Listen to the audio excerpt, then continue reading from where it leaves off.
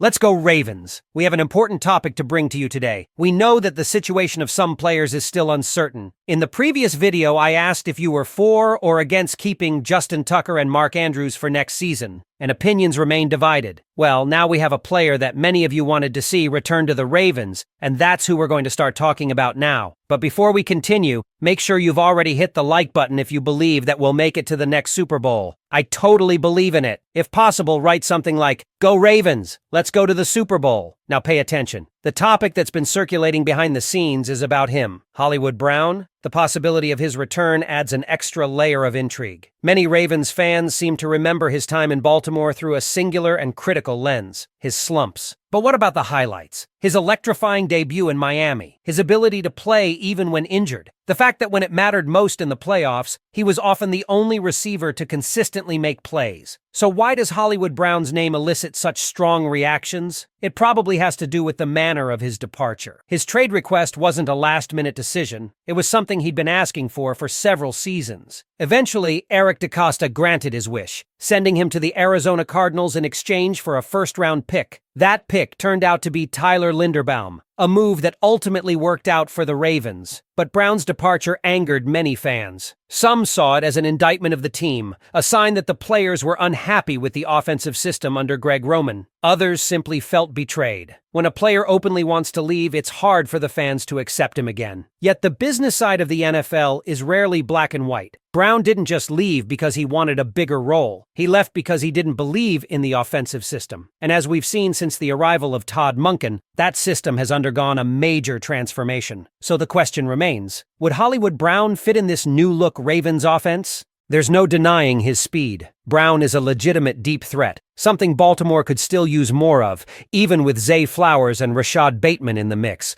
Flowers, while quick and dynamic, is not the same kind of receiver as Brown. Their games complement each other rather than overlap, and while Bateman has the ability to stretch the field, adding another burner could create even more mismatches. But there are reasons to hesitate. Size remains a concern. Many fans have been clamoring for a big-bodied receiver, someone who can win contested catches and be a true red zone threat. Hollywood Brown, for all his strengths, doesn't fit that mold. And then there's the question of whether his exit created a rift that can't be repaired. Would fans be willing to welcome him back, or is the past too much to overcome? Beyond Brown, the Ravens' wide receiver situation is a topic of ongoing discussion. The playoff loss to the Bills highlighted just how thin the receiving core became after injuries struck. Lamar Jackson was throwing to Nelson Aguilar, Tylan Wallace, and practice squad call-ups, an unacceptable situation for a team with championship aspirations. While the team has added Deontay Hardy, there's still a lingering question. Will they make a bigger move at the position? The idea of the Ravens finally committing to an alpha receiver has been floated for years. Could this be the offseason where they finally swing for the fences? Or will they continue with their right player, right price philosophy? Some fans believe that this cautious approach has held the team back, preventing them from making the bold moves necessary to compete with teams like the Chiefs. Then, there's Mark Andrews. Some fans have even floated the idea of trading him, not because of a lack of talent, but because of financial flexibility. The argument goes that Isaiah likely has shown enough promise to take over as TE1, and moving Andrews could free up cap space to address other needs. It's a controversial idea, but one that speaks to the larger theme of this offseason. Baltimore faces tough decisions across the board.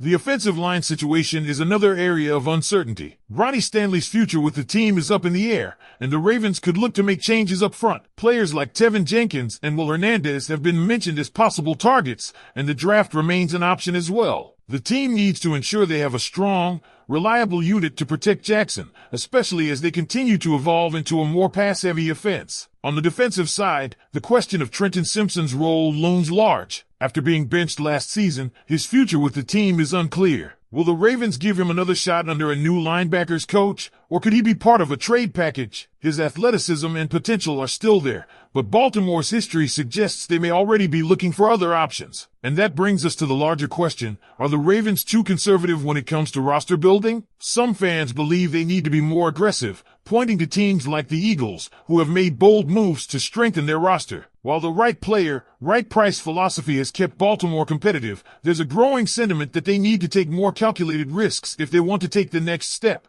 So what do you think, Ravens flock? Should Hollywood Brown make a comeback in Baltimore? Should the Ravens finally go all in on a dominant wide receiver? What moves do they need to make to take the next step? Drop your thoughts in the comments, and let's talk about it. One of the biggest challenges for the Ravens moving forward is deciding how to balance their traditional team-building philosophy with the urgency to capitalize on their championship window. With Lamar Jackson playing at an MVP level and a defense that remains among the league's elite, the team can't afford to play it safe if they truly want to take the next step. This is why the discussion around Eric DeCosta's approach has been so heated. Some fans argue that the Ravens front office operates with a mindset that prioritizes sustainability over short-term aggression. It's a method that has kept the team competitive year after year, but has also led to repeated playoff heartbreak. The philosophy of finding value in free agency and prioritizing depth over splashy signings has its merits, but is it enough to beat teams like the Chiefs or 49ers when it matters most? Look at what happened in the AFC Championship game. The Ravens played well, but they left too many plays on the field, missed opportunities in the red zone, costly turnovers, and, once again, a lack of a true dominant receiving presence when things got tight. This is where the frustration builds. Baltimore has done well to construct a balanced roster,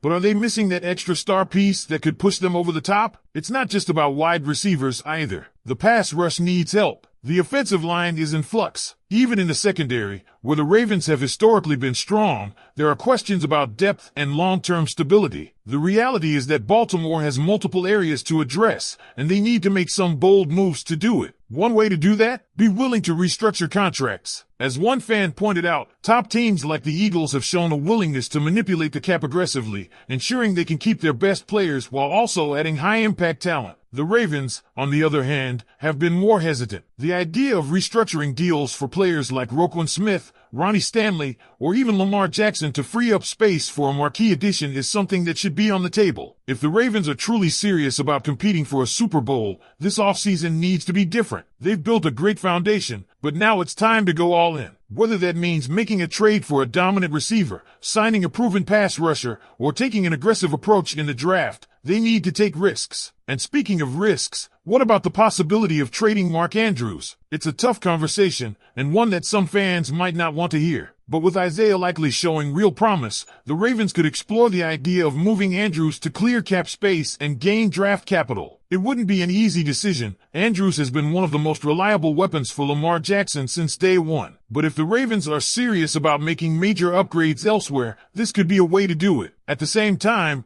Baltimore must be careful not to weaken a position of strength. Likely has been impressive, but Andrews is a proven difference maker. Trading him would only make sense if it directly leads to acquiring another elite weapon. Otherwise, it could end up being a mistake that the team regrets. And that brings us back to the fans. What do you think? Should the Ravens take a more aggressive approach this offseason? Should they bring back Hollywood Brown? Should they swing for a big-time receiver in free agency or the draft? What's the missing piece that will finally push this team over the top? Drop your thoughts in the comments, and let's keep the conversation going.